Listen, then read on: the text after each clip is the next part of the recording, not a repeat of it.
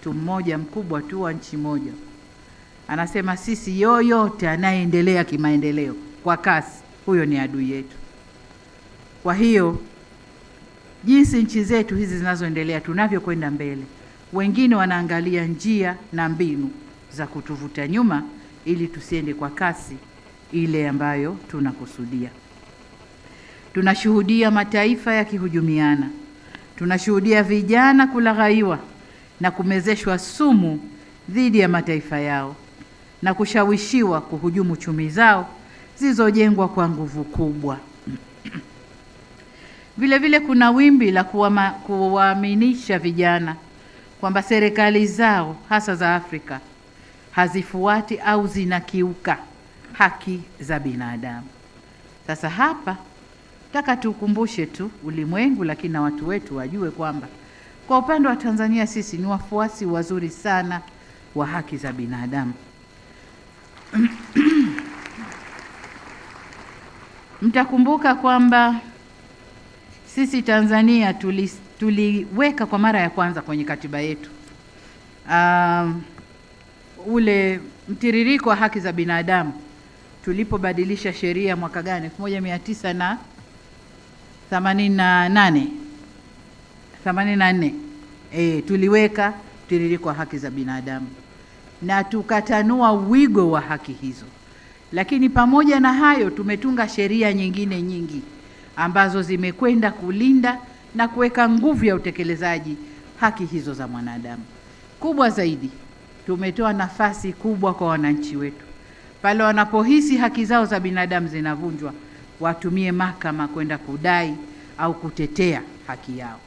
Kwa hiyo kwa upande wetu sisi Tanzania kwa muda mrefu tunaangalia haya haki za binadamu. Lakini pamoja na hayo, kwa sababu tumo ndani ya Afrika, tumesaini na kuratify lile tamko la haki za binadamu la Afrika, lakini pia tumesaini Court of Africa ile tamko lake au protocol yake tumeisaini, na leo kwa bahati nzuri Tanzania ndio tuna host au ni wenyeji wa hiyo Court of Africa ya haki za binadamu na haki za watu. Sasa tofauti ya binadamu na watu majaji watatuambia, lakini ni haki za binadamu na haki za watu. Tunayo hapa Arusha. Kwa hiyo kwa upande wetu sisi kwa muda mrefu tunazo hizo haki za binadamu. Sasa haya yanayosemwa na mengine atakayoendelea kusemwa, sisi we know how best we are. Lakini hata ulimwengu unajua sisi tuko wazuri gani au kiasi gani katika kuangalia haki za binadamu. Ila wanasema give the dog the bad name ili ufanyaje? Umuue. Kitaka kumuua mbwa, mpe jina baya, basi jamii yote itamzongea ifanyaje? Imuue. Kwa hiyo lakini vinginevyo sisi Tanzania tuko vizuri kwenye haki za binadamu, na uzuri ni kwamba hakuna aliye juu ya sheria zetu zilizowekwa, hizo haki za binadamu zilizowekwa kwa sheria na sheria nyingine zozote. Hakuna aliye juu ya sheria zetu. Anayevunja sheria atashughulikiwa.